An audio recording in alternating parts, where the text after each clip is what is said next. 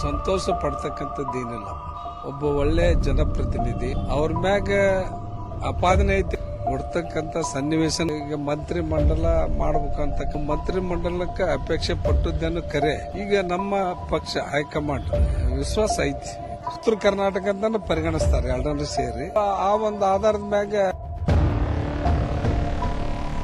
ಕಡೆ ಪಕ್ಷಕ್ಕೆ ಸಂತೋಷ ಕೂಡ ಮತ್ತೊಂದ್ ಕಡೆ ಅತೃಪ್ತಿ ಕೂಡ ಆಗಿರ್ತಕ್ಕಂಥ ಸರ್. ಸಚಿವರಾಗಿರ್ತಕ್ಕಂಥ ಬಿ ನಾಗೇಂದ್ರ ಅವರು ರಾಜೀನಾಮೆ ಸಲ್ಲಿಸಿದ್ದಾರೆ. ಆ ಬಳಿಕವಾಗಿ ಸಚಿವ ಸ್ಥಾನ ಕೂಡ ತೆರವಾಗ್ತದೆ. ಉಳಿದಂತೆ 2 ಸಚಿವ ಸ್ಥಾನಗಳಿರ್ತಕ್ಕಂಥದ್ದು ಕೂಡ ಪ್ರಭಾವವಾಗಿ ತಾವು ಕೂಡ ಮುಂಚೂಣಿಯಲ್ಲಿದ್ರಿ. ಏನ್ ಹೇಳ್ತೀರಾ ಸರ್? ಈಗ ಸಂತೋಷ ಪಡ್ತಕ್ಕಂಥದ್ದೇನಿಲ್ಲ. ಒಬ್ಬ ಒಳ್ಳೆ ಜನಪ್ರತಿನಿಧಿ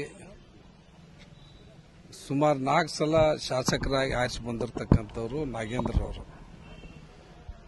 ಮತ್ತು ಬಡವರ ಬಗ್ಗೆ ವಿಶೇಷ ಕಾಳಜಿ ಇಟ್ಕೊಂಡಿರ್ತಕ್ಕಂಥವ್ರು.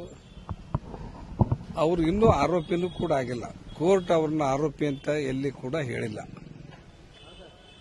ಅವ್ರ ಮ್ಯಾಗ ಅಪಾದನೆ ಐತಿ ಅನ್ನೋ ಒಂದ ಕಾರಣಕ್ಕೆ ವಿರೋಧ ಪಕ್ಷದವರು ಬಿಜೆಪಿಯವರು ಒತ್ತಾಯದ ಮೇರೆಗೆ ನಮ್ಮ ಪಕ್ಷದ ಹೈಕಮಾಂಡಿನ ನಾಯಕರ ಆದೇಶದ ಮೇರೆಗೆ ಇವತ್ತು ಅವರು ರಾಜೀನಾಮೆ ಕೊಟ್ಟಿರ್ಬೋದು.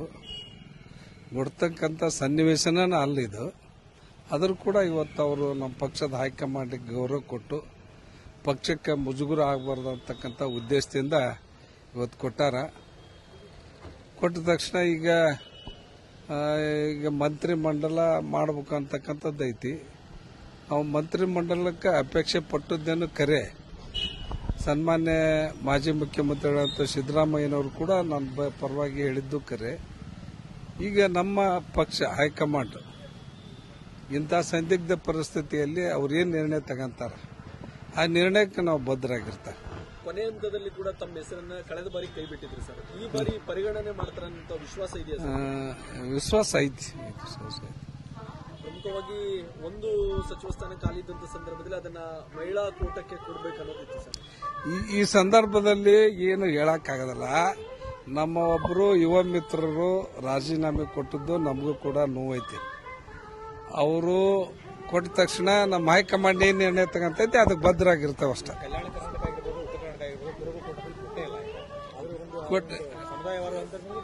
ಸಮುದಾಯವಾರು ಉತ್ತರ ಕರ್ನಾಟಕ ಒಟ್ಟಾರೆ ಕಲ್ಯಾಣ ಕರ್ನಾಟಕ ಇರ್ಬೋದು, ಬಾಂಬೆ ಕರ್ನಾಟಕ ಇರ್ಬೋದು, ಇದು ಉತ್ತರ ಕರ್ನಾಟಕ ಅಂತ ಪರಿಗಣಿಸ್ತಾರೆ ಎರಡನ್ನೂ ಸೇರಿ.